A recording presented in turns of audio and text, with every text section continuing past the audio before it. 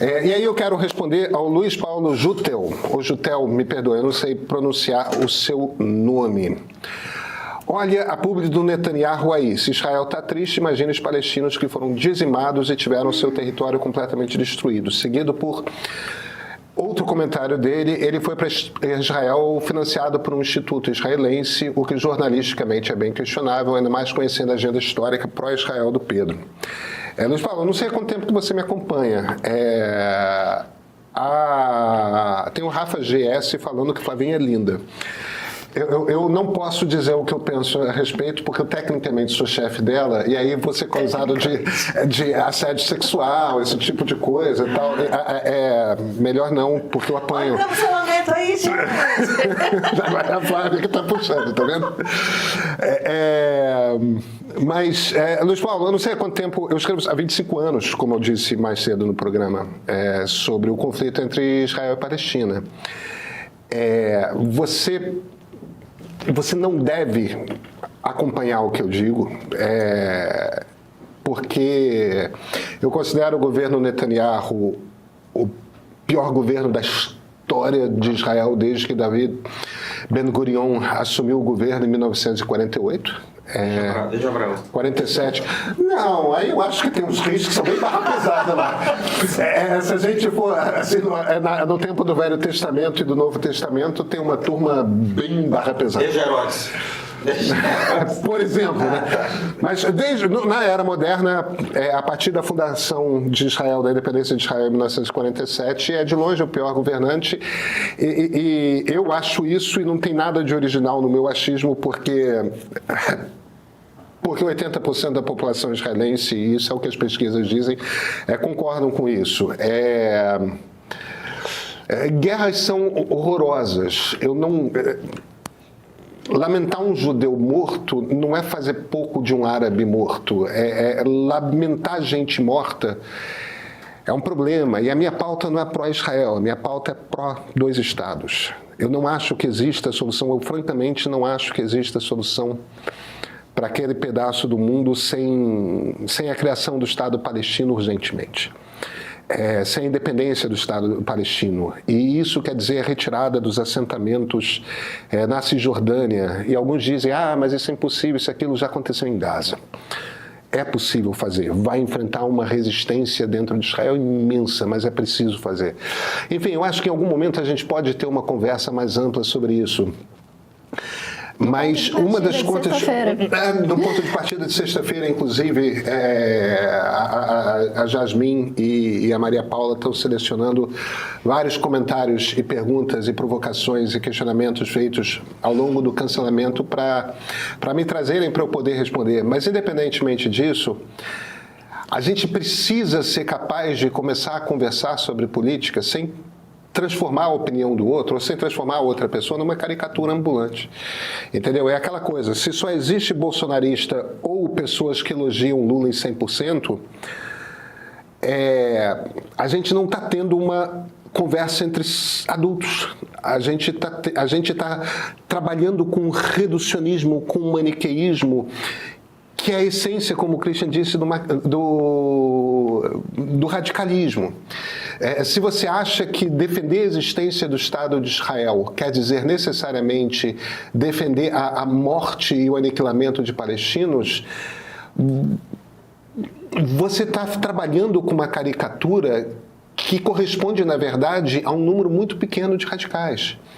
Agora, sim, no governo de Israel, neste momento, porque o governo Netanyahu depende de uma maioria de 4 deputados, isso quer dizer que ele precisou compor com aquele número muito pequeno de radicais. E esses radicais, como se a saída de 2 deles já derruba o governo, isso quer dizer que o Netanyahu, que é um oportunista, que é um pulha, que é um canalha,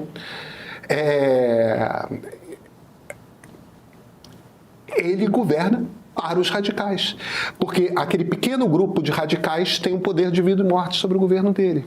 E um governo feito para os radicais é um governo que é um governo assassino. Agora, vejam, é um governo assassino de árabes palestinos e é um governo assassino de judeus israelenses. porque as negociações pela devolução dos reféns já poderiam ter começado há muito tempo. E não há nenhuma razão para o Hamas devolver os palestinos, os reféns israelenses de 2 em 2, 3 em 3. Não tem nenhuma razão que não uma exigência do governo Netanyahu.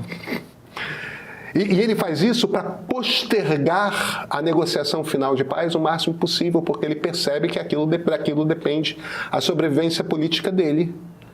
Mas daquilo não depende a sobrevivência de fato dos reféns. Então, enfim, a gente precisa ser capaz de... Desculpa, eu não quero sequestrar o programa. A gente não consegue conversar... a gente não consegue mais ter conversas sobre política nas redes sociais brasileiras sem a coisa virar uma caricatura, não só brasileiras, né?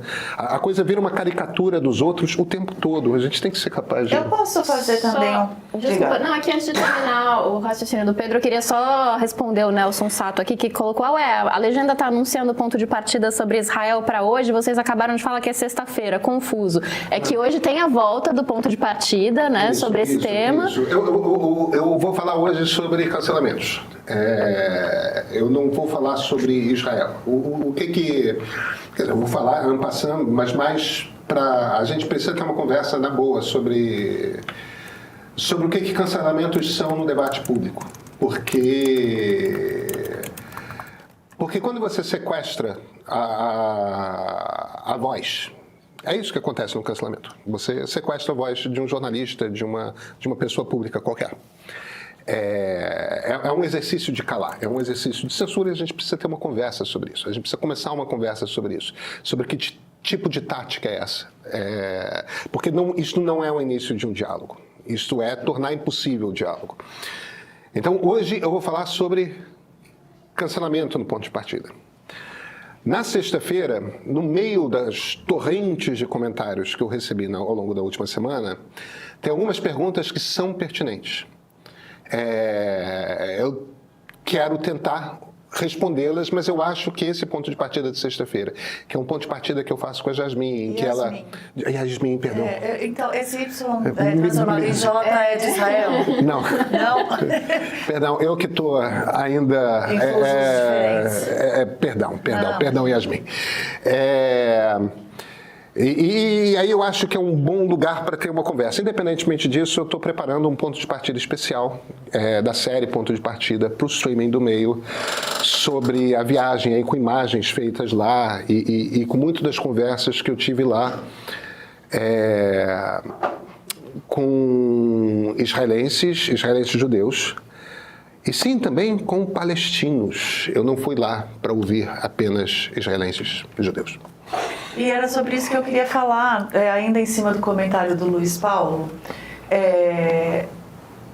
Eu entendo, para quem não é jornalista do meio jornalístico, no caso, não do canal meio, o pé atrás, a desconfiança ao ler que um jornalista viajou a convite de tal entidade.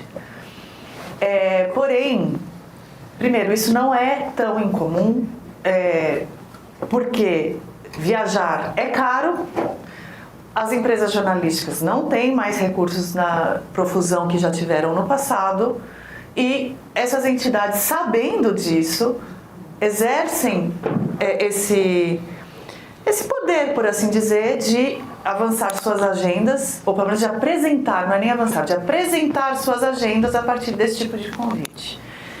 Agora, tem algumas camadas por cima disso. Primeiro que, quando a gente aceita um convite desse tipo, você olha qual é a organização que está te convidando e se ela tem alguma legitimidade diante do que você está indo fazer nessa viagem. Isso é a primeira coisa. A segunda coisa é que se qualquer organização desse tipo pede para ler o teu material, vai te citar... Claro que não tem conversa, não se faz jornalismo assim. Terceiro, que essas entidades, pelo menos eu viajei para a Ucrânia a convite, e posso falar da minha experiência, o Pedro vai poder falar da dele, não proíbem a gente de falar com ninguém, de circular na cidade à vontade, tem agenda livre, tem momentos de agenda livre para você fazer o jornalismo à sua maneira, da forma que você quiser, né? Então isso também é bastante importante. E por fim, como eu escrevi no meu texto sobre a Ucrânia, quando você viaja a convite, é como se você viajasse com uma lupa. Pelo menos essa foi a minha sensação, não sei se você vai concordar. Você está com uma lupa. Tudo que você está vendo dentro da lupa é um recorte, mas isso não torna esse recorte menos verdadeiro. Ele só se torna um recorte. E que, na medida do esforço de cada jornalista, você vai tentar incluir outros pontos de vista, ouvir outras pessoas. Novamente, eu entendo a desconfiança de saída de alguém que lê fulano viajou a convite, mas eu acho que vale fazer esse tipo de esclarecimento, porque o jornalismo tem outras camadas e jornalistas sérios têm alguns critérios e alguns parâmetros que eu pelo menos vejo assim, a gente não compromete esses princípios só porque uma entidade dessas pagou uma passagem. Jornalista é miserável, mas não se vende por tão pouco. Jornalista bom, pelo menos, eu quero crer.